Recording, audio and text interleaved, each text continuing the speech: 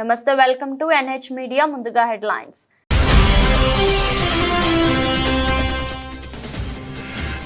వాయనాడ్లో పర్యటించిన రాహుల్ గాంధీ, ప్రియాంక గాంధీ ఈ విషాదాన్ని చూసి ప్రతి ఒక్కరూ బాధపడుతున్నారని వ్యాఖ్య.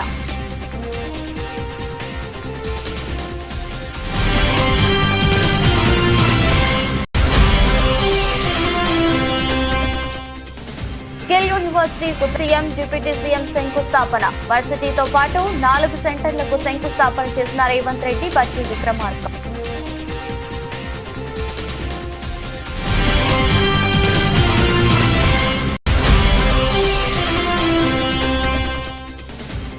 జగన్ ను కలిసిన వైసీపీ కార్పొరేటర్లు, నేతలు, కార్యకర్తలు. తాడేపల్లిలో జగన్ కార్యాలయంలో సందడి. భారీగా తరలివచ్చిన వైసీపీ శ్రేణులు.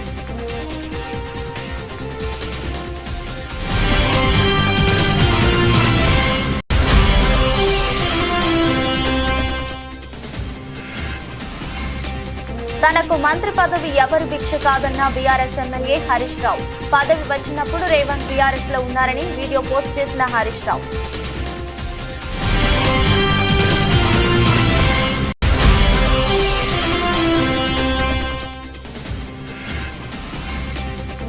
పారిస్ ఒలింపిక్స్ లో భారత్ కు 3వ కాంస్యం. పురుషుల 50 మీటర్ల ఎయిర్ రైఫిల్ ఈవెంట్ లో భారత్ కు పతకం.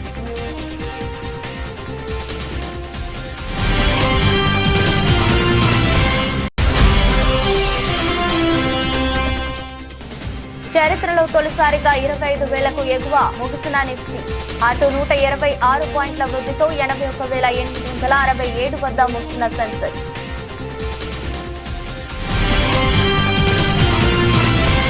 వాయనాడ్ జిల్లాలో కొండచర్యలు విరిగిన ప్రాంతాల్లో, వరద ప్రభావిత ప్రాంతాల్లో లోక్సభలో ప్రతిపక్ష నేత రాహుల్ గాంధీ, కాంగ్రెస్ అగ్రనాయకురాలు ప్రియాంక గాంధీ పర్యటించారు. ఈ సందర్భంగా మాట్లాడుతూ తన తండ్రి చనిపోయినప్పుడు ఎంతగా బాధపడ్డానో ఇప్పుడు అంత బాధపడుతున్నా. బాధితులకు అండగా ఉండేందుకే ఇక్కడకు వచ్చామన్నారు. తానొక్కడినే కాదని ఈ విషాదాన్ని చూసి ప్రతి ఒక్కరూ బాధపడుతున్నారన్నారు. ఇది హృదయాన్ని కదిలిస్తుందన్నారు. ఇక్కడి పరిస్థితి చూస్తుంటే తనకు నోట మాట రావడం లేదని ప్రియాంక గాంధీ అన్నారు. హిమాచల్ ప్రదేశ్ లోనూ ఇలాంటి విషాదమే చోటు చేసుకుందని ఆవేదన వ్యక్తం చేశారు. వాయనాడ్ ఘటనను జాతీయ విపత్తుగా ప్రకటించాలని కోరారు. రాజకీయాలు మాట్లాడేందుకు ఇది సమయం కాదన్నారు. I feel how I felt when my father died. That I've seen so many people. I remember what I felt when my father died, and here people have not just lost a father; they've lost the whole family, entire family, brother, sister, mother, father. So I know what I felt, and this is much worse than that. And it's not one person who's feeling it; it's thousands of people who are feeling it. So it's very, very sad. And I think we all owe these people respect, affection, and we should all be standing with them. And I'm very proud that a lot of people are standing with the people of Wayanad. In fact, the whole nation's attention is towards Wayanad. Look, I don't think this is the place or the time to talk about political issues. People here require help. I feel very similar to what my brother feels. We have spent the whole day meeting people who have suffered. It's an immense tragedy. We've met a little boy who was holding on for 6 hours trying to save his mother, and he failed. His whole family, and he managed to save his grandmother, but he failed to save his mother. We can only imagine the kind of pain that people are suffering. And as my brother said, they've lost their entire families. So we are here to give as much comfort and support as we can, to help in any way we can. And I am also very proud to see how everybody is coming together, not just from Wayanad and from Kerala, but from the whole country, to help everybody who is going through this. New York ను మించి అధునాతన హంగులతో Begari కంచెను 4th సిటీగా ప్రభుత్వం అభివృద్ధి చేయబోతుందని ముఖ్యమంత్రి రేవంత్ రెడ్డి పేర్కొన్నారు. ఇప్పటికే హైదరాబాద్, సికింద్రాబాద్, సైబరాబాద్ లో ఉండగా మరో కొత్త నగరాన్ని నిర్మించబోతున్నట్టు తెలిపారు. బంజారా హిల్స్ మాదిరిగా ఈ ప్రాంత ప్రజలు గొప్పగా చెప్పుకునేలా ఈ ప్రాంతాన్ని తీర్చిదిద్దుతామని పేర్కొన్నారు. రంగారెడ్డి జిల్లా కందుకూరు మండలం మీర్ఖాన్ పేటలో యంగ్ ఇండియా స్కిల్ యూనివర్సిటీకి ఉప ముఖ్యమంత్రి బట్టి విక్రమార్క, మరో ఇద్దరు మంత్రులతో కలిసి రేవంత్ రెడ్డి భూమి పూజ చేశారు. దీంతో పాటు అక్కడ ఏర్పాటు చేయనున్న advance technology centre, primary health centre, modern school, community centre ఏర్పాటుకు శంకుస్థాపన చేశారు. మొట్టమొదట ఎక్కడైనా అభివృద్ధి జరగాలన్నా, నగరం నిర్మాణం జరగాలన్నా వాళ్ళకి ఇక్కడ విద్యా ఉపాధి అవకాశాలకు సంబంధించి, వైద్యానికి సంబంధించిన మౌలిక వసతులను ఏర్పాటు చేయాల్సిన బాధ్యత ప్రభుత్వం మీద ఉన్నది. ఇవాళ ఇక్కడ ప్రారంభోత్సవం చేసుకున్నది పిల్లల చదువుల కోసం పాఠశాల, అదేవిధంగా ఒక అడ్వాన్స్ టెక్నాలజీ సెంటర్ని, అదేవిధంగా ఒక కమ్యూనిటీ హాలు 2 ఎకరాలలో మీకు ప్రాథమిక వైద్యాన్ని అందించడానికి ప్రభుత్వ వైద్యశాల 1 ఎకరంలో ఇవాళ కొన్ని కోట్ల రూపాయలతోని ఈడ పనులను ప్రారంభించుకున్నాం. యంగ్ ఇండియా స్కిల్ యూనివర్సిటీకి దాదాపుగా 57 ఎకరాలతోని దాదాపుగా 150 కోట్ల రూపాయలతోని ఇవాళ శిక్షణ ఇవ్వడానికి నిరుద్యోగ యువకులకి ఇవాళ పనులను ప్రారంభించుకున్నాం. స్కిల్ యూనివర్సిటీలో మీకు అడ్మిషన్ వచ్చిందంటే మీకు ఉద్యోగం గ్యారంటీ అని చెప్పి నేను మాట ఇస్తున్నా. హైదరాబాద్ నగరాన్ని నవాబులు కట్టి ఉండొచ్చు, సికింద్రాబాద్ నగరాన్ని బ్రిటిషర్తో పాటు చాలా మంది అభివృద్ధి చేసి ఉండొచ్చు, సైబరాబాద్ నగరాన్ని చంద్రబాబు నాయుడు, రాజశేఖర రెడ్డి గారు నిర్మించి ఉండొచ్చు.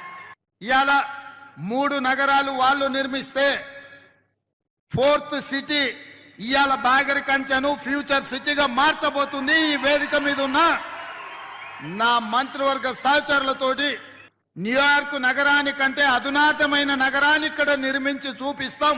రేపు భవిష్యత్తులో ఈ దేశంలో విదేశాల నుంచి వేలాది కోట్ల రూపాయల పెట్టుబడులు తెచ్చి ఇక్కడ హెల్త్ టూరిజం హబ్ చేస్తాం. తనకు సోనియా గాంధీ మంత్రి పదవి ఇచ్చిందన్న ముఖ్యమంత్రి రేవంత్ రెడ్డిపై బీఆర్ఎస్ సిద్దిపేట ఎమ్మెల్యే హరీష్ రావు తీవ్ర ఆగ్రహం వ్యక్తం చేశారు. తనకు మంత్రి పదవి ఎవరి భిక్ష వల్లనూ రాలేదన్నారు. అయినా తనకు మంత్రి పదవి వచ్చినప్పుడు రేవంత్ రెడ్డి బీఆర్ఎస్ లోనే ఉన్నారని, తన ఊరేగింపులో కూడా ఉన్నారని తెలిపారు. ఈ మేరకు ఆయన ఎక్స్ వేదికగా ట్వీట్ చేశారు. తెలంగాణకు జరుగుతున్న అన్యాయాన్ని ప్రశ్నిస్తూ తాను మంత్రి పదవికి రాజీనామా చేసినప్పుడు కూడా నా వెనకే ఉన్నావు, నిక్కి చూసావంటూ రేవంత్ రెడ్డిని ఉద్దేశించి చురకలంటించారు. ఇదంతా నీ కళ్ళ ముందు జరిగే కాదని ఇవేమీ తెలియనట్లు చిల్లర వ్యాఖ్యలు చేస్తున్నావని మండిపడ్డారు. ఆ రోజు సోనియా గాంధీ కోరిక మేరకే తాము నాటి కాంగ్రెస్ ప్రభుత్వంలో చేరాం, తప్పితే పదవుల కోసం కాదన్నారు. మాజీ ముఖ్యమంత్రి వైసీపీ జాతీయ అధ్యక్షుడు జగన్ ను విశాఖపట్నంకు చెందిన వైసీపీ కార్పొరేటర్లు, పార్టీ నేతలు, రాష్ట్ర వ్యాప్తంగా ఉన్న వైసీపీ కార్యకర్తలు కలిశారు. దాంతో తాడేపల్లిలోని ఆయన కార్యాలయం కోలాహలంగా మారింది. వైసీపీ కార్పొరేటర్లు, వైసీపీ నేతలు నేడు తాడేపల్లిలోని జగన్ నివాసానికి వచ్చారు. జగన్ ను మర్యాద పూర్వకంగా కలిశారు. పార్టీ అధినేతకు శాలువాలు కప్పి సన్మానించారు. పుష్పగుచ్చాలు అందించారు. కొందరు మహిళా నేతలు ఆయనకు రాఖీలు కట్టి ఆశీస్సులు అందుకున్నారు. పలువురు జగన్ కు జ్ఞాపికలు బహుకరించారు. ఈ సందర్భంగా వారితో జగన్ ముచ్చటించారు. ఎన్నికల ఓటమి అనంతరం పార్టీ వైఖరిని వారికి వివరించారు. నిన్న సామాన్యులను కూడా తనను కలిసేందుకు అవకాశం ఇచ్చిన జగన్ ఇవాళ పార్టీ కార్యకర్తలను కూడా కలిశారు. వారితో సెల్ఫీలు దిగారు. వారితో మాట్లాడి ఉత్సాహం కలిగించారు.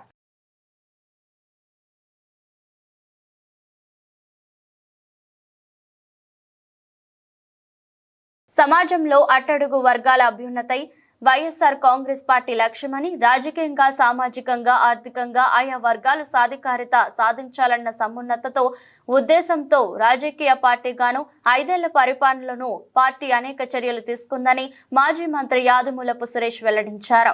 వైఎస్ జగన్మోహన్ రెడ్డి ప్రభుత్వ హయాంలో ఇచ్చిన మంత్రి పదవులతో పాటు నామినేటెడ్ పదవుల కేటాయింపు, అమలు చేసిన పథకాలు, ఏర్పాటు చేసిన కార్పొరేషన్లు దీనికి నిరసనగా నిలుస్తాయని ఆయన గుర్తు చేశారు. అణగారిన కులాల్లో ఏ 2 వర్గాలున్నా కూడా 2 కళ్ళు మాదిరిగానే వైఎస్ఆర్ కాంగ్రెస్ పార్టీ భావించిందన్న ఆయన అలాగే చూసిందని కూడా చెప్పారు.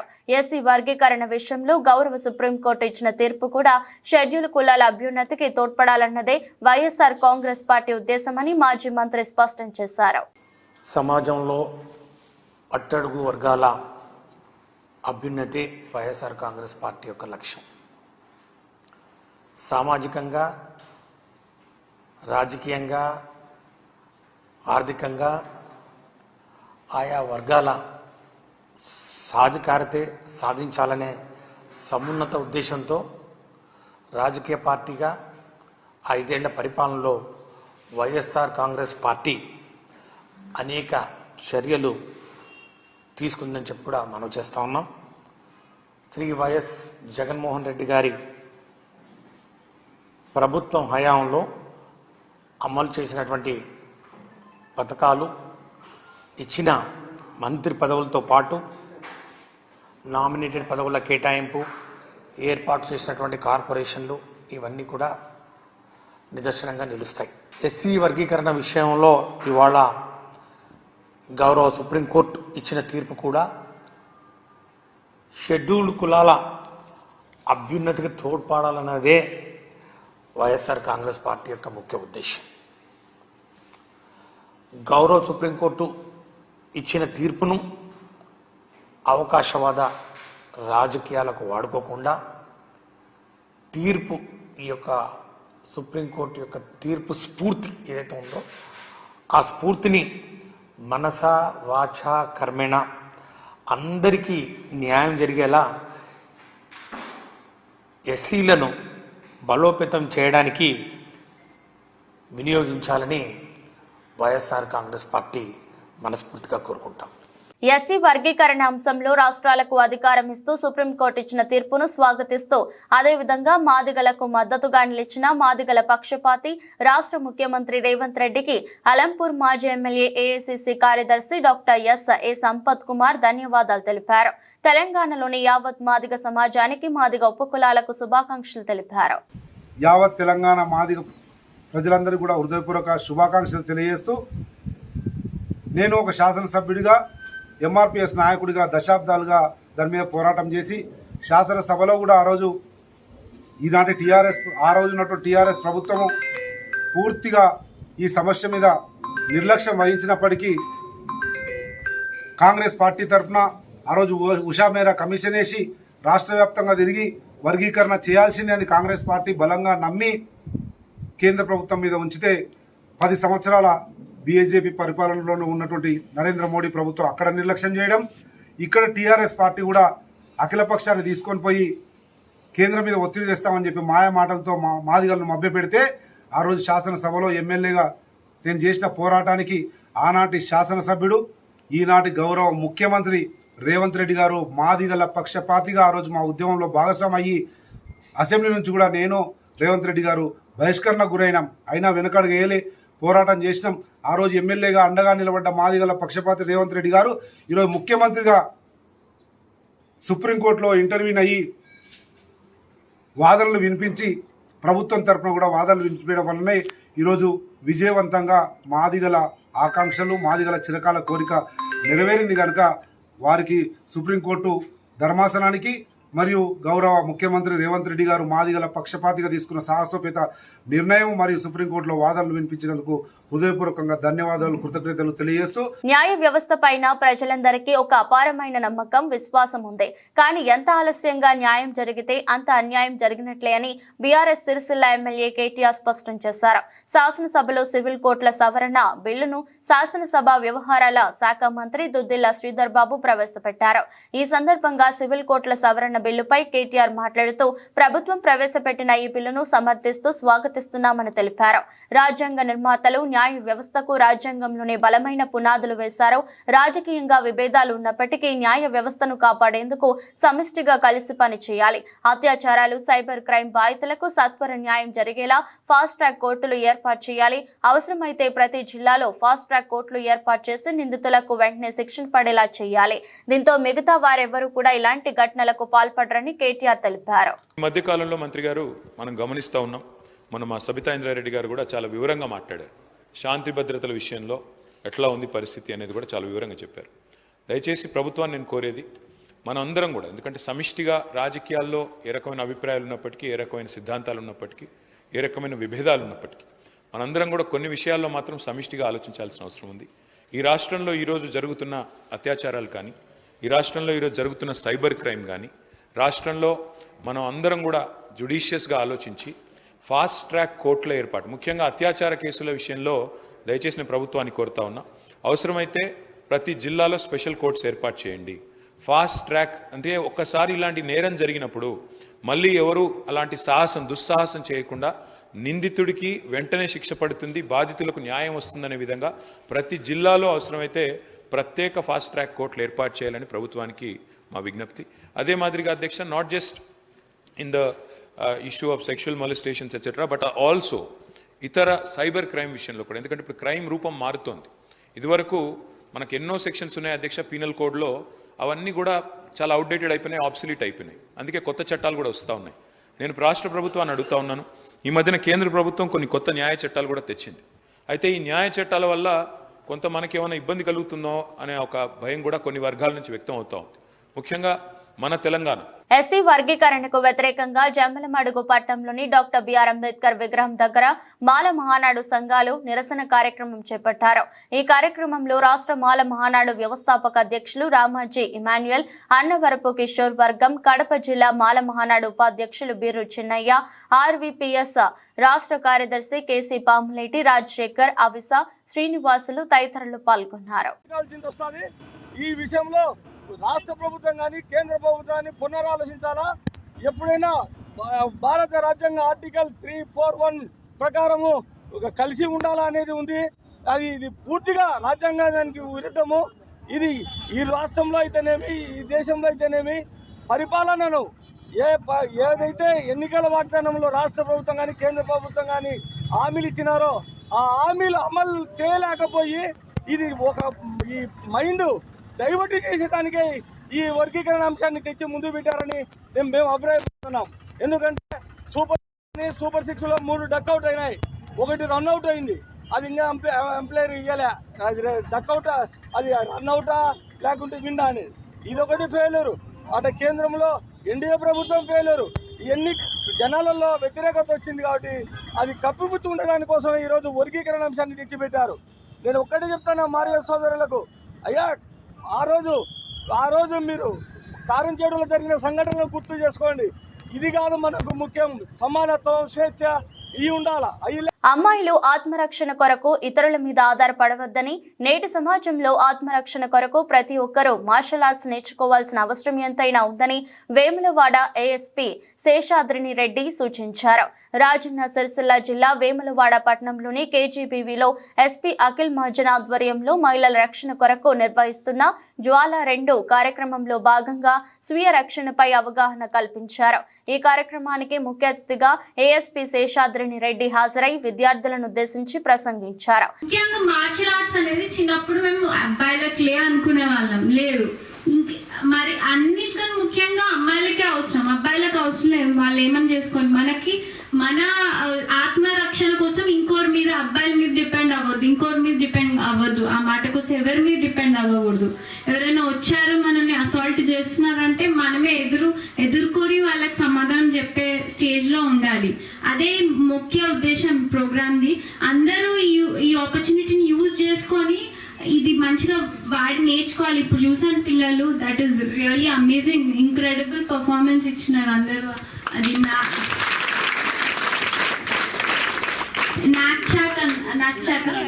Nunchuck. Okay, that is really చాలా బాగుంది. అది lot of effort goes in to it. నాకు అర్థమవుతుంది చేస్తుంటే. అందరూ అట్లా నేర్చుకోవాలి, వాళ్ళని వాళ్ళు కాపాడుకునే స్టేజ్ లోకి రావాలి అని మనస్ఫూర్తిగా కోరుకుంటున్నాను. సుప్రీంకోర్టు ఎస్సీ వర్గీకరణపై తీర్పు వెలువరించడం శుభ పరిణామమని కాంగ్రెస్ పార్టీ సీనియర్ నాయకులు రఘువీరారెడ్డి అన్నారు. ఈ విషయమై ఆయన మాట్లాడుతూ ఎస్సీ ఎస్టీ వర్గీకరణపై తీవ్ర పోరాటం చేసిన మందకృష్ణ మాదిగకి మిగిలిన వారందరికీ అభినందనలు తెలిపారు. కేంద్ర ప్రభుత్వం కక్షపూరిత ధోరణిని విడనాడి సమానత్వం సాధించే దిశగా దేశవ్యాప్తంగా కుల గణన జరిపించాలని అన్నారు. క్యాస్ట్ సెన్సస్ జరిగితేనే ఎస్సీ ఎస్టీలకు సంబంధించిన సుప్రీంకోర్టు తీర్పును న్యాయంగా అమలు జరపగలుగుతారని, ఈ అంశంపై బీజేపీ పునరాలోచించాలన్నారు. శబ్దాలుగా ఉన్నటువంటి ఒక సమస్యకు సుప్రీంకోర్టు పరిష్కారం ఇచ్చింది నిన్నటి రోజు. 7 ధర్మాసనంలో ఉన్నటువంటి జడ్జీలు ఒక మంచి నిర్ణయాన్ని వెల్లడించినారు, తీర్పునిచ్చినారు. ఎస్సీ ఎస్టీలో వర్గీకరణ జరగాలి, అందరూ సమానం రావాలి అనేటువంటి దాంతో ఇచ్చారు. మనస్ఫూర్తిగా నేను హర్షిస్తా ఉన్నాను. సుదీర్ఘమైనటువంటి పోరాటం ఈరోజు సాకారమైంది. అందులో భాగస్వాములైనటువంటి అందరికీ, ప్రత్యేకించి మందకృష్ణ మాదిగ ఎక్కువగా శ్రమించినారు. మిగిలినటువంటి వాళ్ళు కూడా వేదికలు సపరేట్ అయినా కూడా అదే లక్ష్యంతో పనిచేస్తూ వచ్చినారు. అందరికి కూడా నేను అభినందనలు తెలియజేస్తున్నాను. ఇది అందరికీ మేలు జరుగుతుందని నేను పర్సనల్గా విశ్వసిస్తున్నాను. కాంగ్రెస్ పార్టీ కూడా విశ్వసిస్తుంది. సుప్రీంకోర్టు ఎస్సీ ఎస్టీ వర్గీకరణకు గ్రీన్ సిగ్నల్ ఇవ్వడంతో సిద్దిపేట జిల్లా గజ్వేల్లో ఎంఆర్పీఎస్ ఆధ్వర్యంలో సంబరాలు చేసుకున్నారు. అంబేద్కర్ చౌరస్తాలోని అంబేద్కర్ విగ్రహానికి పాలాభిషేకం చేసి అనంతరం ఎంఆర్పీఎస్ వ్యవస్థాపక అధ్యక్షుడు మందకృష్ణ మాదిగ చిత్రపటానికి పాలాభిషేకం చేశారు. అనంతరం టపాకాయలు కాల్చి స్వీట్లు పంచుకుని సంబరాలు జరుపుకున్నారు. ఈ సందర్భంగా ఎంఆర్పీఎస్ నాయకులు మాట్లాడుతూ ఎంఆర్పీఎస్ వ్యవస్థాపక అధ్యక్షుడు ఆధ్వర్యంలో 3 దశాబ్దాల పైగా సాగిన పోరాటంలో సుప్రీంకోర్టు ఎస్సీ వర్గీకరణకు తీర్పు వచ్చిన సందర్భంగా సంబరాలు జరుపుకోవడం జరిగిందన్నారు. ఈ రోజు చరిత్రలో లిఖించదగ్గ రోజు అని, రాబోయే రోజుల్లో మాదిగలకు మంచి రోజులు రాబోతున్నాయని పేర్కొన్నారు. మాదిగ ఉపకులాలకు మరి ఆగస్టు 1, 2024లో రావడం జరిగిందని చెప్పి మేము ఈ సందర్భంగా వర్ణిస్తా ఉన్నాం. ఎందుకంటే ఒకప్పుడు ఊరికి చివరగా అంటరాని వాళ్ళం, ముట్టరాని వాళ్ళం, చెప్పులు కుట్టేటువంటి జాతి నుంచి ఈరోజు చరిత్ర వేలే స్థాయికి మేము రాబోతున్నామని చెప్పి దీనికి డాక్టర్ బాబాసాహెబ్ అంబేద్కర్ స్ఫూర్తిగా తీసుకొని గౌరవ శ్రీ మందకృష్ణ మాదిగ ఉద్యమ నేపథ్యంలో ఈరోజు మేము ఏబిసిడి బిల్లును సాధించుకోవడం జరిగింది. అంతేకాదు ఎన్నో ఉద్యమాలు మాదిగలంటే మాదిగల కోసం బతికే చరిత్ర కాదు.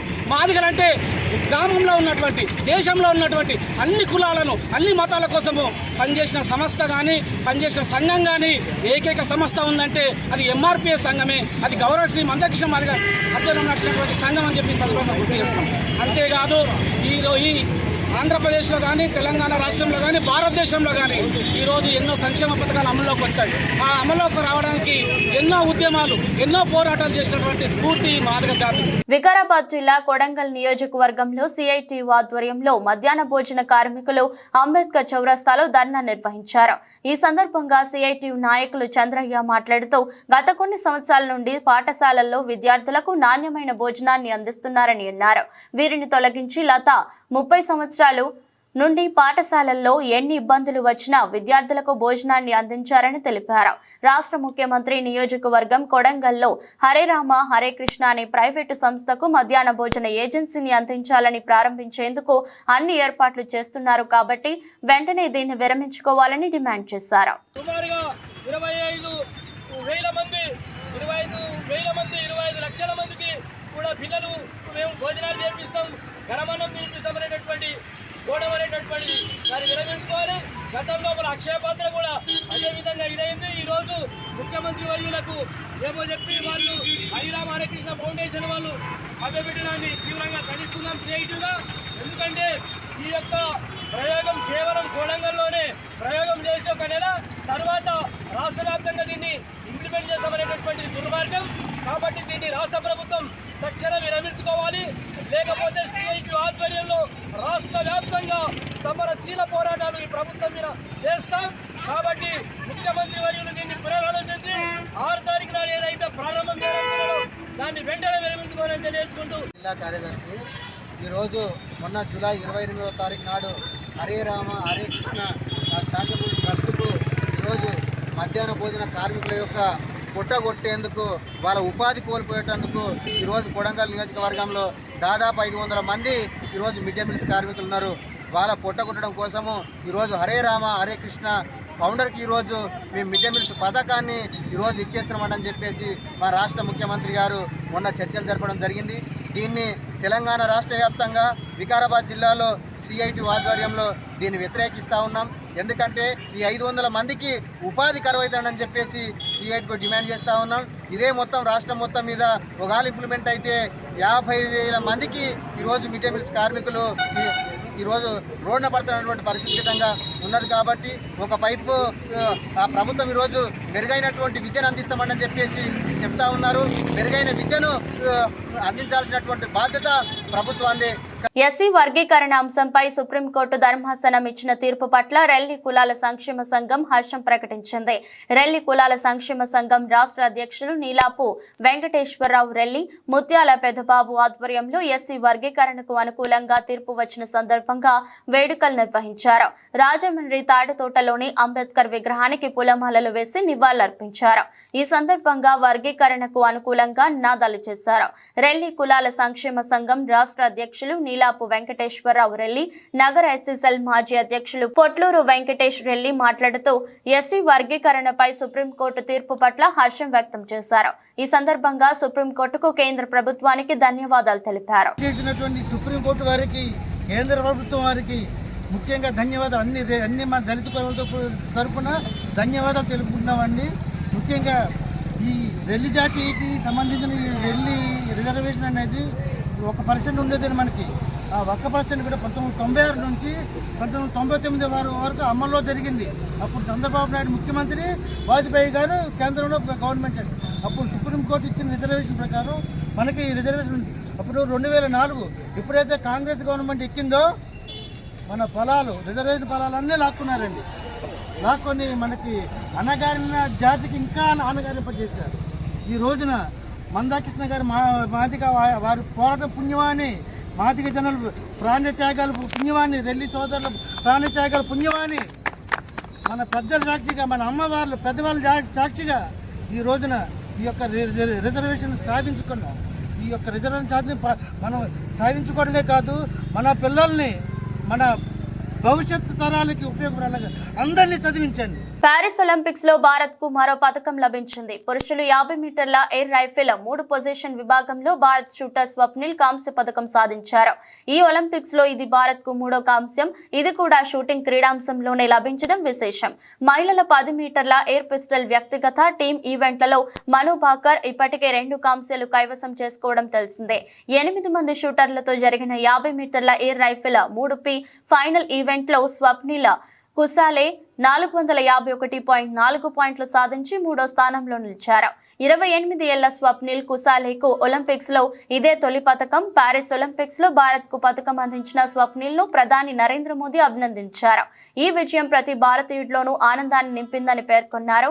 కాగా తెలంగాణ అమ్మాయి నిఖత్ జరీన్ బాక్సింగ్ ఈవెంట్ లో ఓటమి పాలైంది. మహిళలు 50 కిలోల కేటగిరీలో నిఖత్ జరీన్ చైనా బాక్సర్ యూపు చేతిలో పరాజయం చవిచూసింది.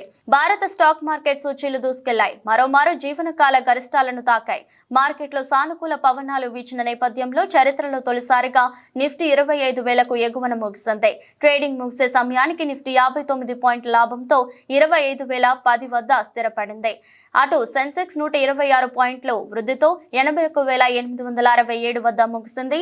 గురువారం ఉదయం ట్రేడింగ్ లాభాలతో ప్రారంభమైంది. దాంతో ఆరంభంలోనే సెన్సెక్స్, నిఫ్టీ జీవనకాల గరిష్టాలను అందుకున్నాయి. సెన్సెక్స్ 82,129, నిఫ్టీ 25,078 వద్ద కొనసాగాయి. ఇక Power Grid, NTPC, HDFC Bank, Nestle, Maruti Suzuki, Reliance, Bharti Airtel, JSW Steel, UltraTech Cement లాభాలు ఆర్జించాయి. Mahindra and Mahindra, Tata Steel, Bajaj Finserv, SBI, L and T, Tata Motors గణనీయంగా నష్టాలు చవిచూశాయి. వార్తలు ముగించే ముందు మరోసారి headlines.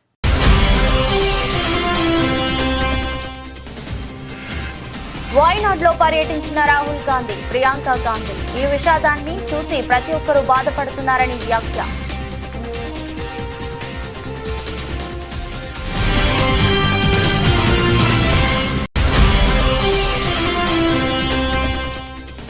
Skill యూనివర్సిటీకు CM, deputy CM శంకుస్థాపన. వర్సిటీతో పాటు 4 సెంటర్లకు శంకుస్థాపన చేసిన రేవంత్ రెడ్డి, బట్టి విక్రమార్క.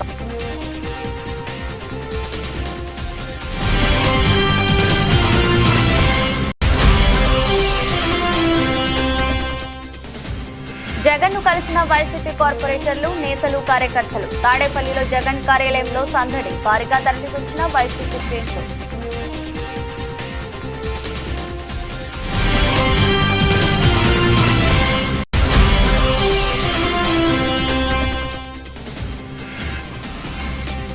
తనకు మంత్రి పదవి ఎవరు భిక్ష కాదన్న బీఆర్ఎస్ ఎమ్మెల్యే హరీష్ రావు. పదవి వచ్చినప్పుడు రేవంత్ బీఆర్ఎస్ లో ఉన్నారని వీడియో పోస్ట్ చేసిన హరీష్ రావు.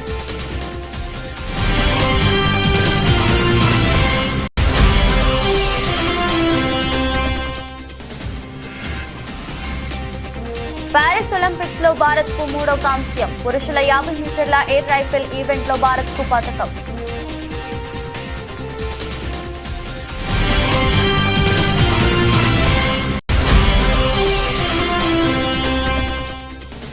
చరిత్రలో తొలిసారిగా 25,000కు ఎగువ ముగిసిన నిఫ్టీ అటు 126 పాయింట్ల వృద్ధితో 81,867 వద్ద ముగిసిన సెన్సెక్స్.